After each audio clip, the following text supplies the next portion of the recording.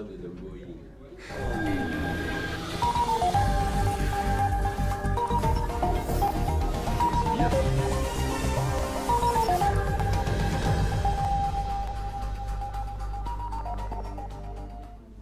Bonjour à tous et à toutes, on se retrouve pour un nouveau live de la Mondialette et ce matin c'est une émission exceptionnelle qu'on vous propose puisqu'on a l'honneur de recevoir monsieur Éric Dimeco, ancien joueur de légende de l'Olympique de Marseille, désormais consultant à la télévision et à la radio. Merci beaucoup Éric d'être avec nous ce matin. C'est un plaisir. Merci, on a Nicolas Bontron et Léo Cosian. On va parler durant cette émission de l'actualité de l'Olympique de Marseille. L'OM peut-il finir deuxième de Ligue 1, mais aussi des joueurs marseillais qui pourraient à terme évoluer en Première Ligue. Et enfin Éric, vous nous parlerez de vos anecdotes marquantes lors de votre passage à l'OM.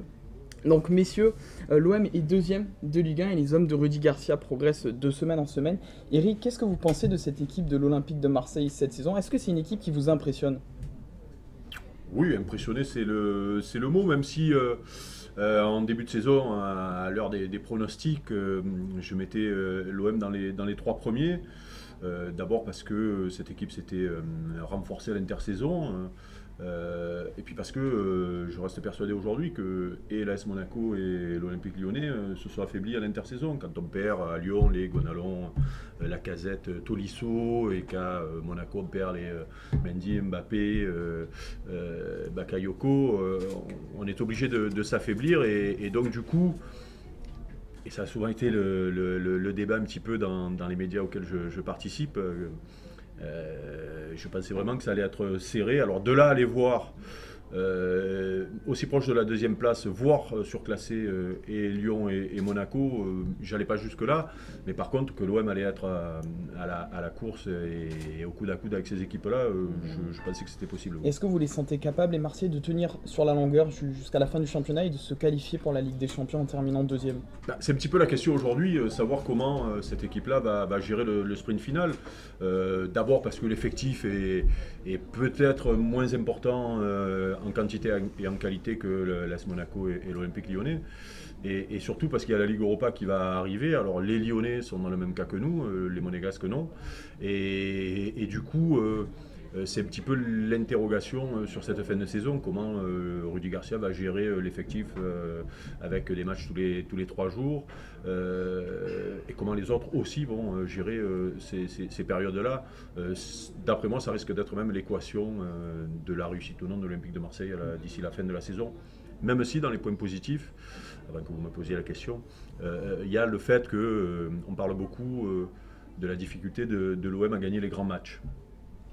Et quand on ne gagne pas les gros matchs contre les prétendants directs et qu'on est toujours deuxième, voire même devant ses concurrents directs, et qu'on se rend compte que finalement il n'y a plus que la confrontation contre Lyon, je mets celle de Paris de côté, mais ça veut dire que l'OM réussit mieux et fait le job contre les équipes dites à leur portée, ce qui n'est pas le cas des autres équipes. Et donc comme il ne reste plus que pratiquement des équipes à leur portée, je me dis que finalement cette stat-là, elle est plutôt bénéfique à l'Olympique de Marseille d'ici la fin de la saison.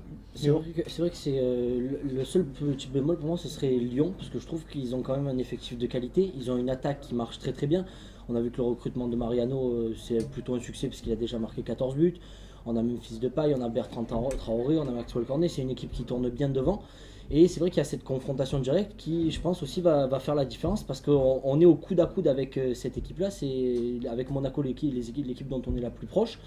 Et c'est vrai que plus que Monaco qui a un effectif peut-être justement qui s'est beaucoup plus affaibli que l'OL, je trouve que Lyon c'est celle qui maintient le mieux le cap, et même s'ils ont concédé 2 défaites récemment, je trouve que le match contre Paris c'est plutôt une belle référence pour eux. C'est clair que quand on regarde un petit peu les résultats de Lyon, d'ailleurs le résultat qu'ils font contre nous, le résultat qu'ils font contre Paris, oui, d'ailleurs dimanche soir sur la confrontation Monaco-Lyon, beaucoup de Marseillais étaient plus pour Monaco que pour Lyon, sachant que c'est peut-être l'adversaire le plus difficile à jouer, l'Olympique Lyonnais. Mais on se rend compte que cette équipe-là est capable aussi de perdre chez elle contre Lille, ou d'aller perdre à Bordeaux après avoir fait 2 gros matchs, que ce soit en coupe ou en championnat contre Paris, contre Monaco. Je crois que quand on regarde un petit peu ce qui s'est passé depuis le début de la saison, il n'y a pas beaucoup d'équipes qui ont des certitudes finalement. On ne peut pas tirer d'enseignement définitif d'une journée de championnat parce que l'OL a gagné Paris par exemple. Et parce qu'on se rend compte que derrière, c'est difficile de confirmer, même pour Lyon. Et on se rend compte aussi que peut-être si Fekir n'est plus là, c'est plus le même Lyon aussi. L'OM, je pense, est plus fort collectivement que les autres équipes. Les autres équipes sont Monaco, c'est Falcao, Lemar, Lyon, c'est Fekir, Diaz par exemple. Et justement, si vous deviez sortir un joueur du lot, voilà, qui fait une bonne saison avec l'Olympique de Marseille, un joueur qui vous impressionne, ça serait qui? Ben justement, je pense que l'effectif est beaucoup plus homogène, en tout cas les performances collectives sont beaucoup plus homogènes du côté de l'OM. Par contre, je crois qu'on est tous d'accord pour dire que la bonne surprise de la saison, c'est Luis Gustavo. Quand on le récupère, beaucoup pensent qu'il vient à Marseille en fin de carrière, pour 10 millions d'euros, voire même peut-être entre guillemets bouilli. Et on se rend compte que c'est un joueur de très haut niveau, un joueur de classe mondiale, un des rares par exemple sur la confrontation contre Paris qui aurait pu jouer au PSG, voire le seul. Nicolas, tu voulais revenir sur Rudy Garcia? Oui, l'OM a beaucoup progressé grâce à Rudy Garcia. Il faut le dire, Rudy Garcia, c'est 54% de victoire depuis son arrivée à l'OM, 2,33 points pris depuis la débâcle face à Rennes. Donc il y a un équilibre qui a été trouvé. Beaucoup de joueurs aussi se sont affirmés grâce à Rudy Garcia. Je pense à Zambo Anguissa qui est, on va dire, la belle surprise de la saison. Je pense également à Bounassar qui est très intéressant de match en match à la droite de la défense. Et également Rolando et Sakai qui, au départ, je me souviens, c'était sous Franck Passy, n'était pas convaincant. Donc voilà, Rudy Garcia a su tirer le maximum de ces joueurs-là. Et c'est très intéressant. Oui, juste pour répondre à ça, c'est vrai qu'il a été critiqué quand, au bout de 3-4 mois parce qu'on ne voyait pas beaucoup les progrès de l'OM. Et même dans la communication, je pense que souvent, il trouvait des excuses qui semblaient des fois un petit peu moyennes. Donc il a été critiqué. Et là, c'est vrai, depuis le début de la saison, on voit un vrai progrès. D'abord sur les performances individuelles des joueurs, sur les performances collectives de l'équipe, mais aussi sur des vraies trouvailles. Bounassar arrière droit, j'avoue, quand dans le début de saison, on m'a dit tiens, Bounassar va être essayé arrière droit, on va voir, j'y croyais pas. Je me rends compte que c'est plus qu'une solution de rechange au poste d'arrière droit. Et puis il y a des garçons comme le fait que Valère Germain ne joue pas quand Mitroglou arrive, mais qu'après il n'insiste pas et il le fasse jouer, ça aussi je trouve que c'est plutôt bien. Zambo Anguissa, beaucoup, moi le premier, j'aurais peut-être préféré voir Sanson à côté de Luis Gustavo pour avoir une équipe un petit peu plus équilibrée vers l'avant. Et puis finalement on se rend compte qu'avec Zambo Anguissa l'équipe est plus équilibrée, ça permet surtout à Gustavo d'aller un petit peu plus devant. Voilà, donc on peut dire qu'au niveau de ce qu'a fait Rudy Garcia depuis le début de la saison, c'est intéressant et on peut même dire que les bonnes performances de l'OM sont en grande partie dues à son coaching. Vous pensez que le débat pourrait être relancé à droite? On sait qu'Amavier est de retour à gauche, donc Sakai qui dépannait à gauche jusqu'ici. Est-ce que le poste de Sakai à droite est menacé avec la montée en puissance de Bounassar? Après, je pense que dans le football actuel, il ne faut plus raisonner comme ça, surtout quand on a autant d'échéances que l'Olympique de Marseille d'ici la fin de la saison. Avoir deux garçons capables d'alterner avec la même réussite, c'est plutôt bien pour Rudy. Moi, j'aime beaucoup Sakai. Je trouve que c'est un joueur précieux dans un collectif, c'est-à-dire il fait toujours ses matchs, il est toujours bon. C'est pas le meilleur arrière droit du monde, mais il passe rarement au travers et surtout c'est un garçon sans histoire. Si un jour Rudy le met sur le côté pour faire jouer Bounassar, il n'y aura pas d'histoire avec lui et ça dans un collectif c'est précieux. Donc c'est pour ça qu'il ne faut pas casser ça. Et ce garçon, je pense, part avec un petit peu d'avance sur Bounassar, même si Bounassar est un garçon qui découvre le poste et qui du coup va progresser. Donc ça peut être aussi une révélation de la fin de la saison qui viendrait s'imposer à ce poste-là et qui ferait du bien à l'OM. Eric, vous commentez la première ligue tous les week-ends sur SFR Sport. Est-ce qu'il y a des joueurs marseillais qui ont le profil type selon vous pour évoluer à terme dans le championnat anglais? Oh, il y en a plein. Il y en a plein parce que d'abord le championnat anglais est friand de joueurs français parce que d'abord ils sont généralement bien formés. Ils ne sont pas chers pour eux parce qu'ils ont beaucoup d'argent et du coup il y a quelques belles réussites. Le meilleur ambassadeur du foot français ces dernières années c'est quand même N'Golo Kanté qui a été récupéré à Caen pour pas grand chose, qui est champion avec Leicester, champion avec Chelsea derrière et qui a été élu meilleur joueur de première ligue l'an dernier. Donc du coup ça c'est une formidable pub pour les joueurs français. Ça n'a pas toujours été le cas ces dernières années, on se souvient de l'expérience de Florian Thauvin à Newcastle, et d'ailleurs toute la colonie française qui était à Newcastle, qui a malheureusement connu des saisons difficiles. C'était pas une bonne pub pour les joueurs français. Là, Est-ce que c'est vous le cas. pensez qu'un Florian Thauvin il pourrait retenter sa chance en première ligue? Je pense vraiment qu'il a passé un cap cette année et qu'il fait partie des meilleurs joueurs français aujourd'hui. D'ailleurs, il va être en course pour une place à la Coupe du Monde. Voilà, maintenant. L'équation pour l'OM, ce sera justement, avec une place en Ligue des Champions, de garder ses meilleurs joueurs. En étant en Ligue des Champions, l'OM pourra se permettre de garder Florian Thauvin, voire un Valère Germain qui pourrait jouer en Première Ligue parce qu'il a ce jeu devant le but qui est intéressant là-bas. Voilà, ça parlait du petit sens. Enfin, tous les joueurs qui s'imposent à l'OM peuvent prétendre jouer en Première Ligue. Mais selon les estimations, on voit un Florian Thauvin qui serait estimé aux alentours des 70 millions d'euros. C'est une somme que seule l'élite entre guillemets de la Première Ligue où les 5-6 premiers peuvent s'offrir. Mais est-ce qu'il a vraiment ce niveau pour être dans le top 5 de Première Ligue? Est-ce que justement sa mauvaise expérience à Newcastle fait pas justement un peu tâche? Ouais, mais alors je crois que les recruteurs anglais regardent le championnat français et se rendent compte des progrès de Florian Thauvin. Après, attention, parce que l'économie est tellement forte en Première Ligue que même un club moyen peut mettre 50 ou 60 millions sur un joueur. Voilà, c'est devenu n'importe quoi. Et puis, surtout, il faut se méfier de ces prix de transfert.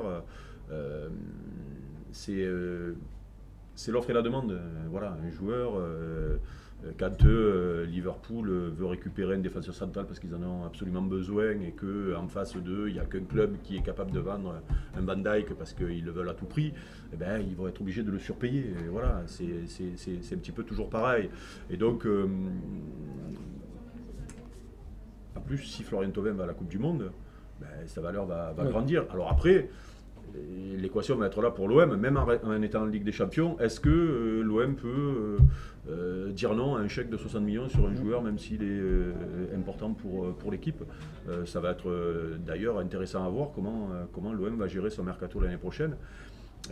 Parce qu'il risque d'y avoir des offres, pas que pour Florian Thauvin d'ailleurs, des offres importantes venant d'Angleterre, voire d'ailleurs. Et est-ce qu'on peut résister à ces chèques-là? Vous voyez à la Coupe du Monde Florian Thauvin dans la liste des 23 de Didier Deschamps? Alors, il y a le débat, ce moment. J'avoue que quand on regarde la concurrence à ce poste-là, je me dis que Florian Thauvin est peut-être derrière les Coman, Mbappé, voire Dembélé. Au départ dans les performances, et ensuite voire peut-être même dans l'esprit de Didier Deschamps. Il faut savoir que Didier Deschamps préférera un joueur qui flambe en Ligue des Champions, même s'il ne joue pas tout le temps. Exemple, Coman au dernier Euro par rapport à Ben Arfa qui flambait en Ligue 1. Parce que pour Didier, la différence est trop importante entre la Ligue 1 et le niveau international. Donc lui, un jeune joueur qui flambe avec le Bayern contre le Real, ce qui avait été le cas de Coman, ou qui flambe avec le Barça si Dembélé revient contre Chelsea notamment, voire après s'il se qualifie, ça aura toujours plus d'importance que de flamber toute la saison en Ligue 1 contre Dijon, Caen et Metz. Ça Didier raisonne comme ça. Après, si on regarde là à l'instant T ce que fait Florian Thauvin par rapport à ses concurrents, et là, la question se pose. Et il semble même en avance sur ses concurrents, puisque Dembélé est blessé, Coman joue peu. Oui, il y a Mbappé dans le couloir droit, mais est-ce que Didier ne va pas s'en servir comme un deuxième avant-centre et du coup prendre un garçon plus sur ce couloir droit?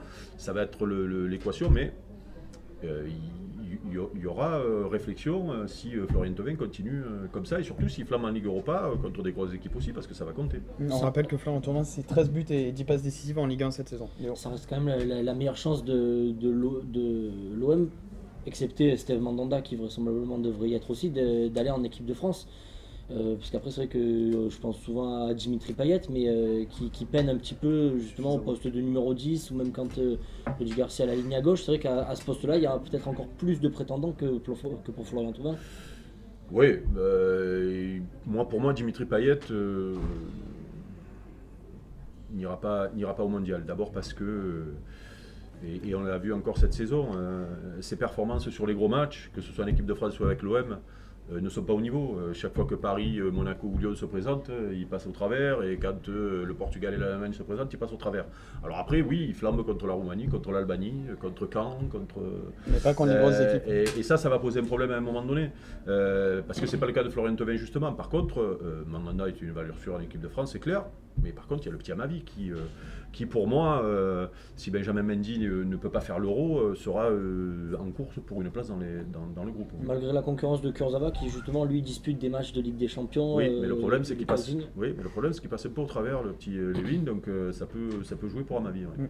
Eric, vous êtes le seul joueur marseillais à avoir gagné tous les trophées avec l'OM Solaire Tapis. Est-ce que vous pouvez nous donner une anecdote marquante de votre passage à l'OM en tant que joueur? Bon, j'imagine qu'il y en a beaucoup, mais voilà, une anecdote marquante pour le plus grand plaisir de nos spectateurs. Il y en a une que je raconte beaucoup en ce moment parce que on me pose beaucoup de questions sur Bernard Tapie, à qui on souhaite un prompt rétablissement. Et pour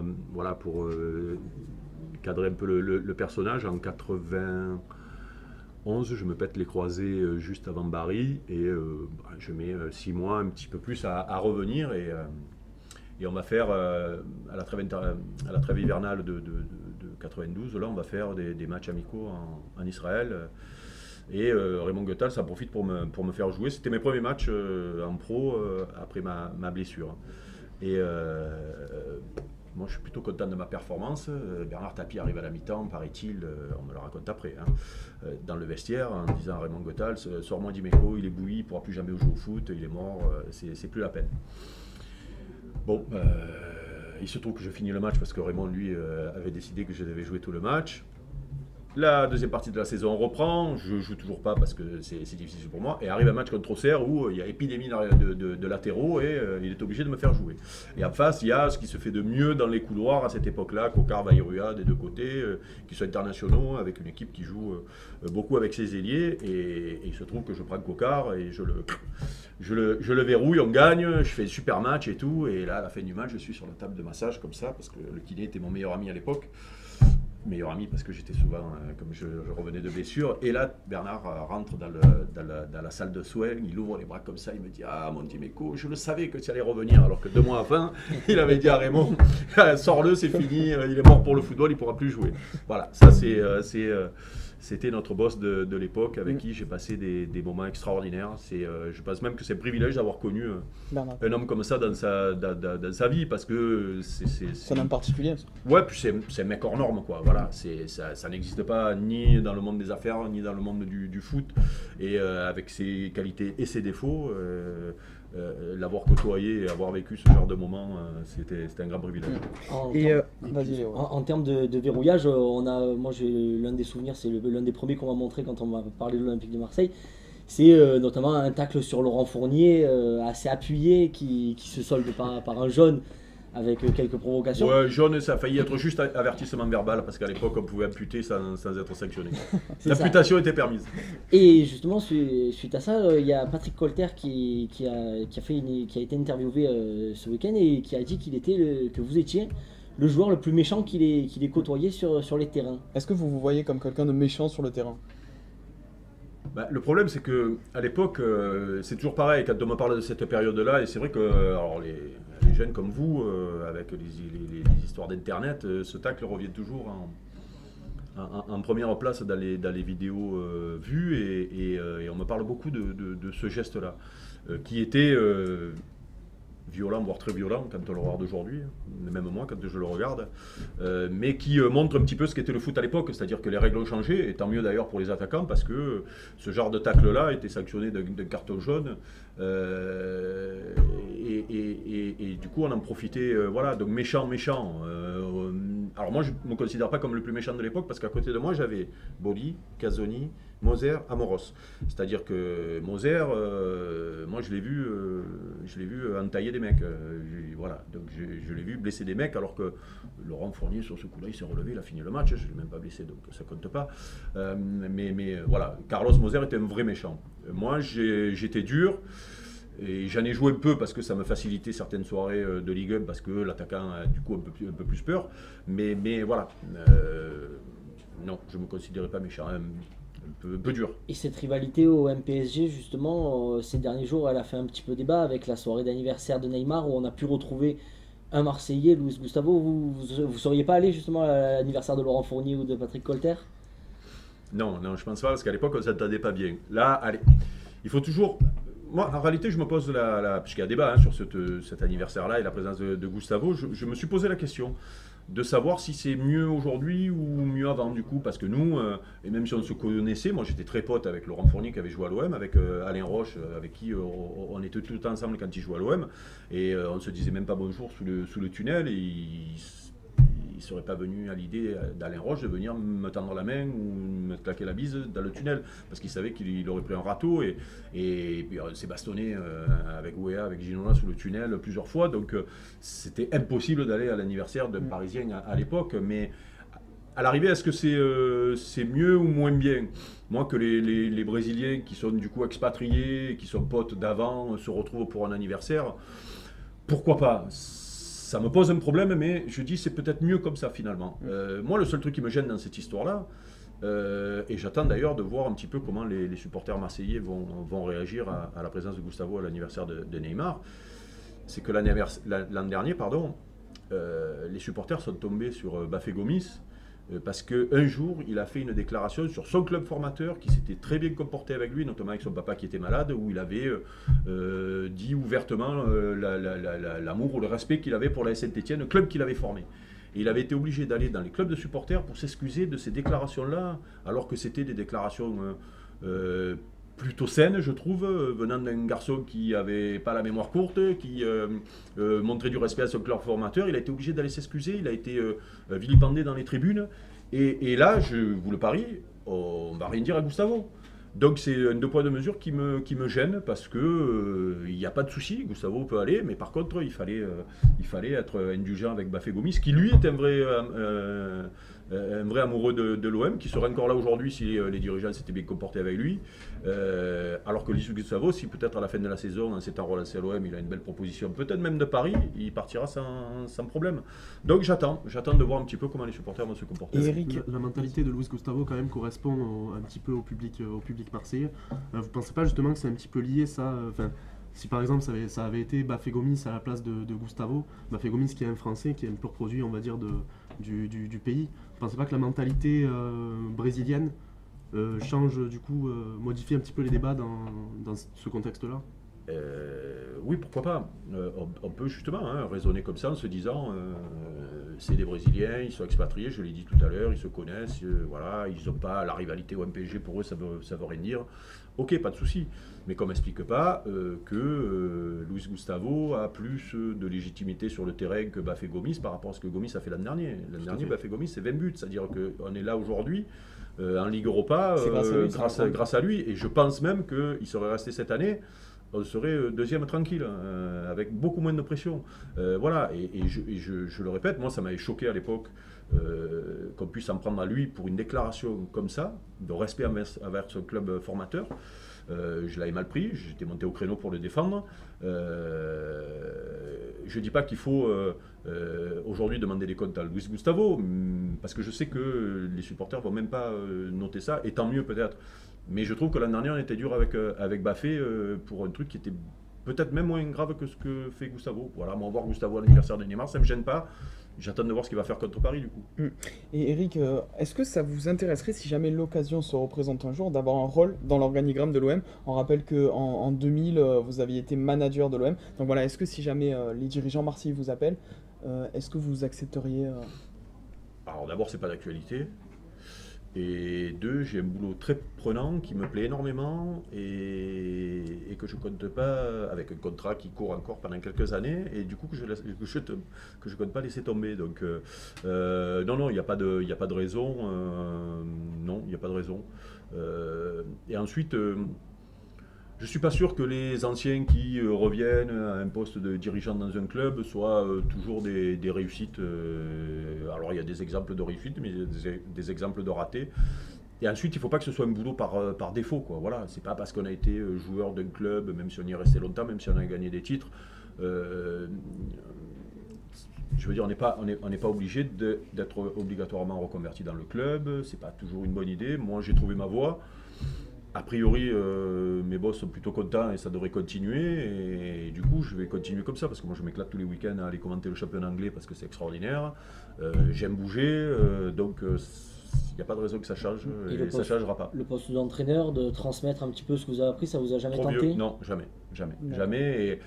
Et à la limite, je ne regrette pas aujourd'hui parce que je me rends compte que c'est un métier très très difficile. Gérer les joueurs d'aujourd'hui, c'est compliqué parce qu'on ne gère pas que le terrain, on gère tout ce qu'il y a autour, et tout ce qu'il y a autour est plutôt moyen. Les dirigeants, les dirigeants des autres clubs, les managers, les joueurs qui sont capricieux, les transferts qui sont faramineux et qui ne veulent plus rien dire.